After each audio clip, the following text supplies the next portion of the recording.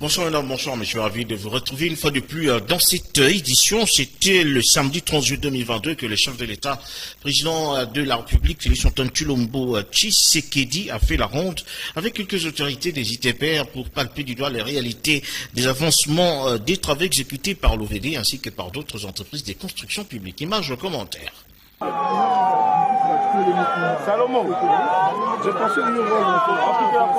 Il a parcouru quelques artères de la ville de Kinshasa dans le but de s'imprégner de la situation des voiries de Kinshasa. C'est le président de la République, Félix Antoine Tshisekedi Tshilombo, s'est tourné avec le ministre des ITP, Alexis Guizaro, le DG de l'OVD, Victor Toumba, ainsi que le gouverneur de la ville de Kinshasa, Gentini Ngobila, a démarré à Zamba Telecom où les travaux des luttes anti-érosives s'exécutent avec assiduité. L'entreprise chinoise CGCD a maîtrisé cette érosion en construisant des ouvrages d'assainissement, en l'occurrence un bassin versant pour la rétention des eaux et des collecteurs de 1,5 km pour les drainages des eaux. Il s'en est suivi les visites des avenues ci-après, l'avenue Cimetière, le pont Luboudi, l'avenue Manifeste, Assosa, Makanza, Bongolo, pour les comptes de la district de la Funa. Ensuite, le chef de l'État a visité l'entrée Matete, l'avenue Kikwit, parc 6e rue Limete.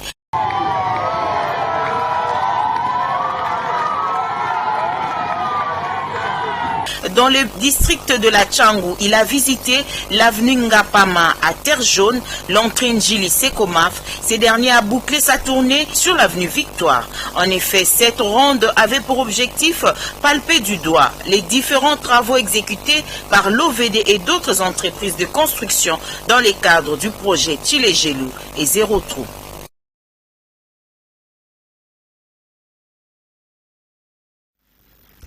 Très satisfait de la présence du chef de l'État dans leurs communes respectives, les Kinois bénéficiaires de ce ouvrage se sont donc manifestés pour exprimer leur enthousiasme. Ils ont répondu aux questions des Pitu Kizaza et Lydie Loufuladio. Nous sommes très contents parce que ça fait très longtemps, depuis qu'on a fait ce travail ici d'asphaltage, il n'est pas passé. Mais comme oui, Tungaba et Mumbele sont contents. En tout cas, je suis ravi de voir la visite de Monsieur le Président chef de l'État dans notre commune de Ngaba. En tout cas, il a fait une bonne chose. Bon, depuis le début de la construction de cette route, on est vraiment ravis. Bon, pour l'évolution des travaux, ça évolue, il y a une évolution. Bon, d'ailleurs, lui-même, il est en place ici. Il va vérifier ce qu'on est en train de faire ici.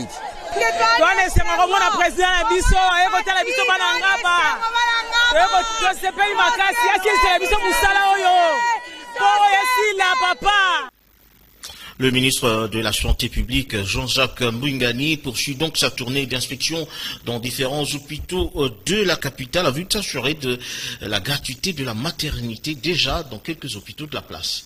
Mariam Bonga.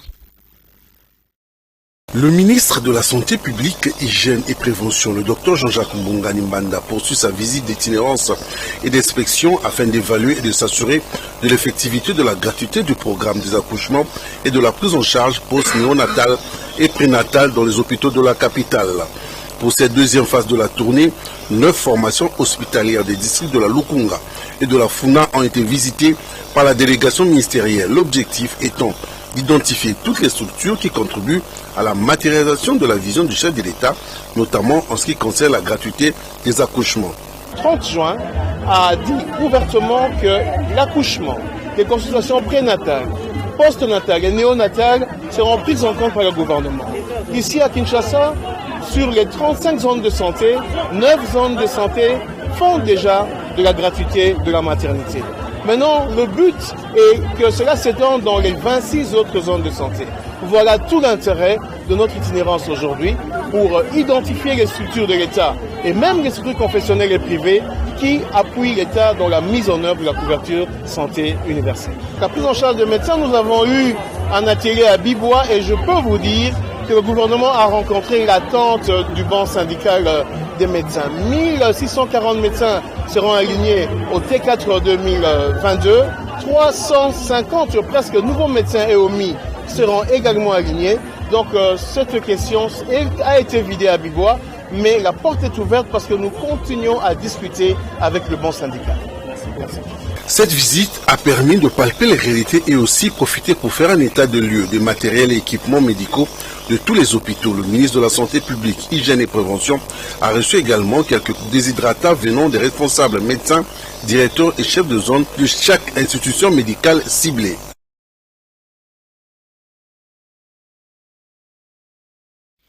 Les Quinois se sont rendus dans des cimetières pour honorer la mémoire des êtres chers qui ont tiré leur révérence. Il faut dire également peu avant de célébrer en ce jour du 1er août la journée dédiée aux parents, des convivialités, secours des attaches familiales. Il faut dire Canal King Télévision a produit ce reportage après son passage au cimetière de la Gombe. Images commentaires.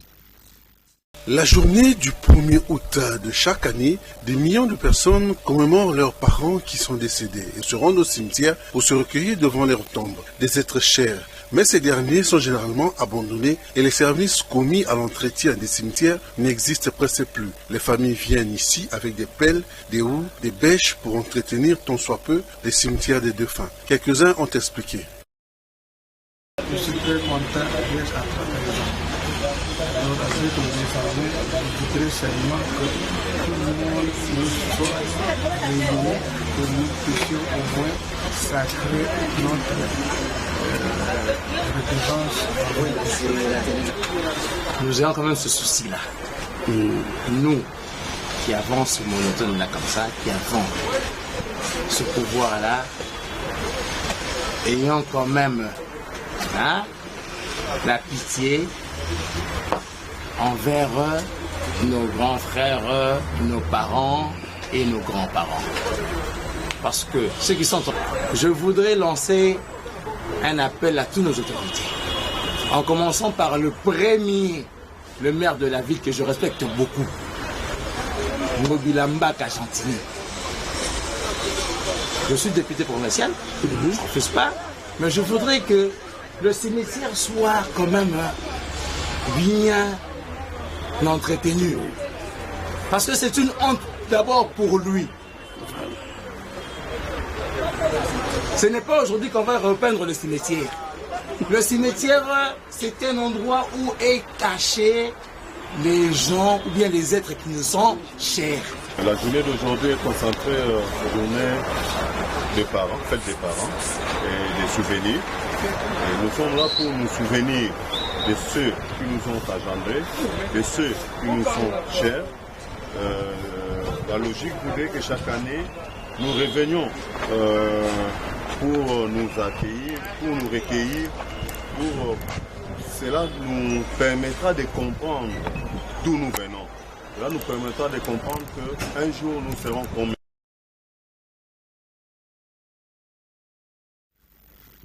En marge de cette journée dédiée aux parents, quelques Quinois rencontrés ici et là ont donc répondu aux questions des Canal King Télévision. Images commentaires. C'est quand ainsi aujourd'hui, la plupart de la majorité de part visiter nos parents qui ne sont pas là, qui à l'air là, en fait, ils vont se rendre au cimetière et nous les autres qui sont avec nos parents, nous les donnons beaucoup de respect, de nous avoir mis au monde, d'être avec nous jusqu'à aujourd'hui. Ils sont à côté de nous en tant que parents. Je les aime beaucoup. Considérer nos parents comme des bâtons de soutien dans la famille. Parce que les parents, ce sont des parents qui ont fait que nous ayons cette attitude que nous avons aujourd'hui. C'est à cause de nos parents. Moi, je suis fier de mes parents. Dieu m'a fait grâce que mes parents, mes deux parents, sont toujours en vie. Mais dommage pour les autres, les parents ne sont pas là, mais il faut honorer les parents. Quand même, la Bible dit, enfants, obéissez à vos parents. En fait, aujourd'hui, nous sommes le 1er août. Nous célébrons et nous rendons hommage à tous les parents. C'est pas la journée des morts, mais c'est la journée consacrée aux parents. Nous les rendons hommage. Il s'avère donc que comme les parents, la plupart des parents sont morts, comme les miens. Maman Wakitamana n'est plus là, paix à son âme, monsieur Mifundu l'autre, paix à son âme. Nous pensons à eux. Ok. Alors pour ceux-là qui ont du temps, ils vont dans des cimetières déposer des gerbes, des fleurs. Moi je pense que étant chrétien, et un jour le Seigneur reviendra et les morts en Christ vont ressusciter. Comme les miens sont morts dans le Seigneur, je pense que nous allons nous retrouver pour une éternité auprès de lui. Des comptes rendus en vue de serrer le temps du son des élections par le président de la CENI, Denis Kadima. Des avenants consécutifs à la tenue des élections ont été apportés à la loi électorale. Image de commentaire.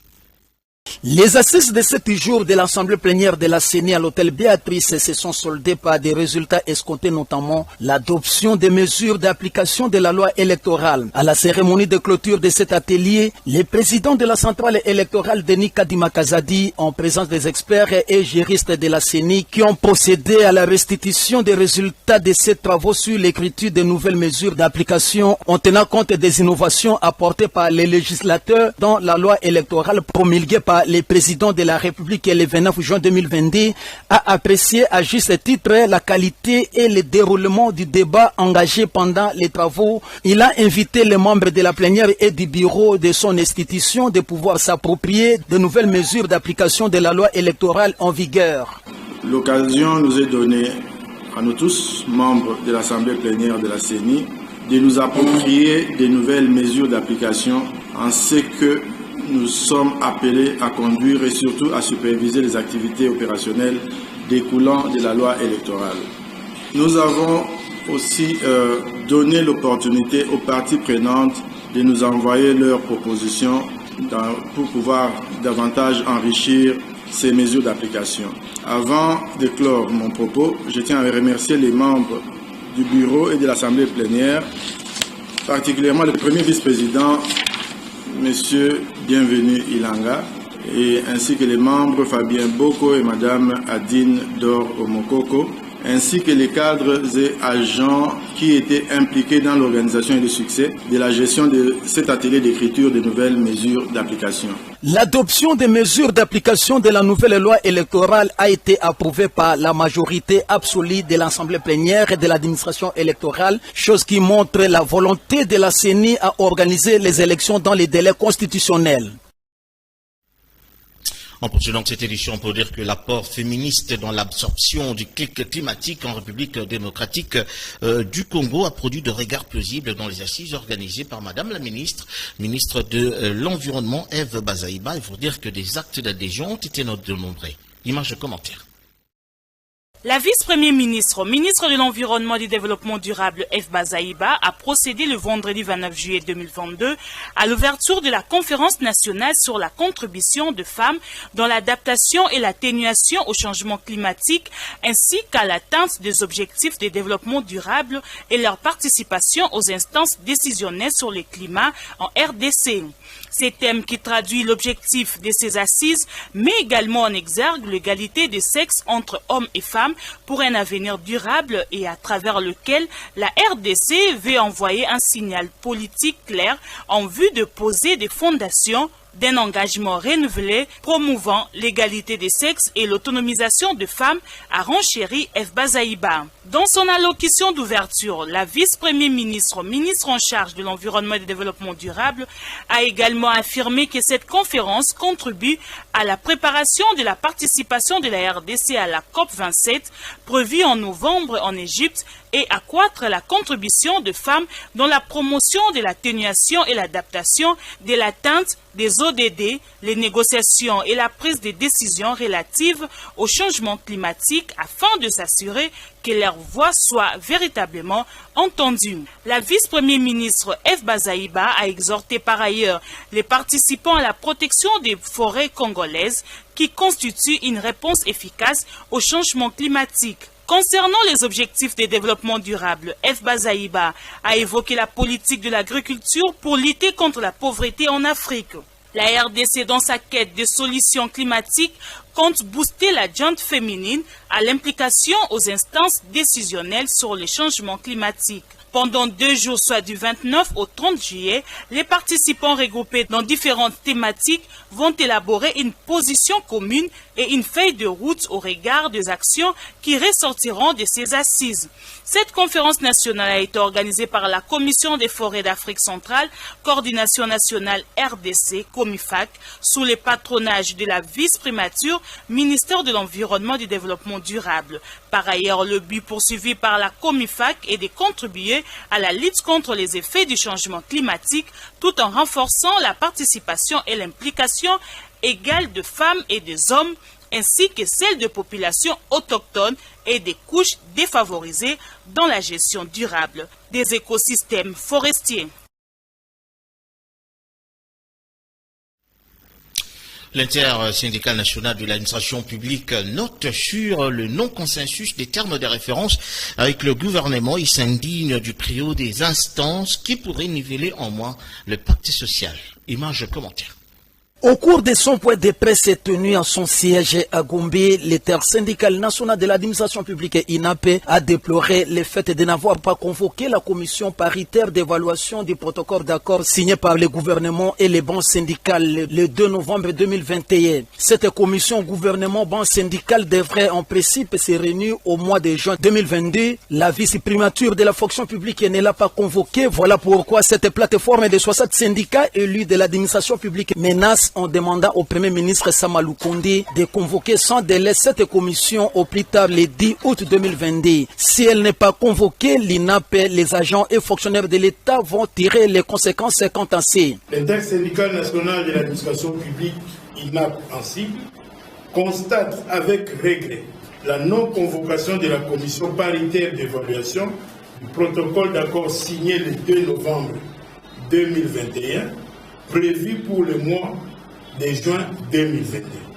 L'INAP, en sa qualité de protecteur du partenariat, demande au Premier ministre, chef du gouvernement, de convoquer la commission paritaire avant le 10 août 2022, afin de préserver la paix sociale chèrement acquise.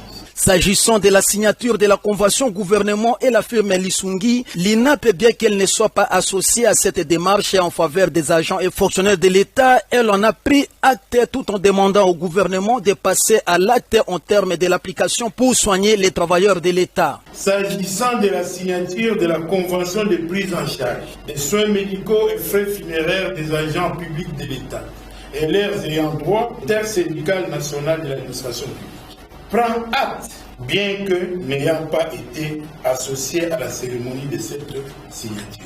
La démarche de la prise en charge des soins de santé des agents et fonctionnaires de l'État par la société Lisungi auprès du gouvernement a commencé depuis 2013. Plusieurs années après, le gouvernement vient d'accepter de signer ces partenariats louables pour soigner les travailleurs de l'État. Ce journal, merci à vous de nous avoir suivis. Merci également à toute l'équipe, Serge Marcoso, Marion Bongo, Joël Pembele, ainsi que Tony Binda. Je vous retrouve demain à la même heure. D'ici là, portez-vous bien. Bonne suite de programme sur Canal Kin.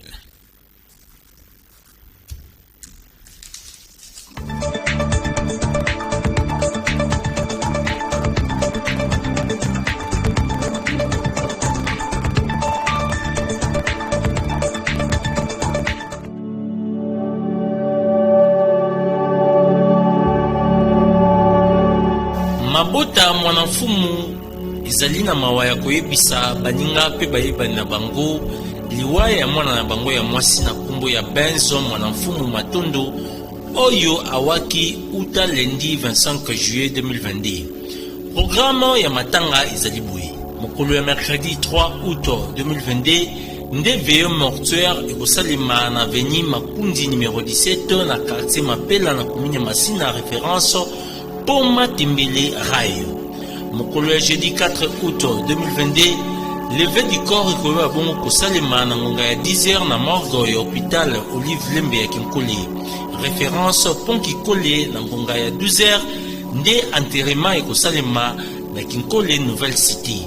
Sima na yango, mabota pe bayebani na bango bakokumbama pona kozwa bain de consolation sima ya enterrement ya Mweyi na résidence familiale oyo izwami na avenue Makundi numéro 17 na quartier Mapela na commune Masina référence Poma Timbele Rai.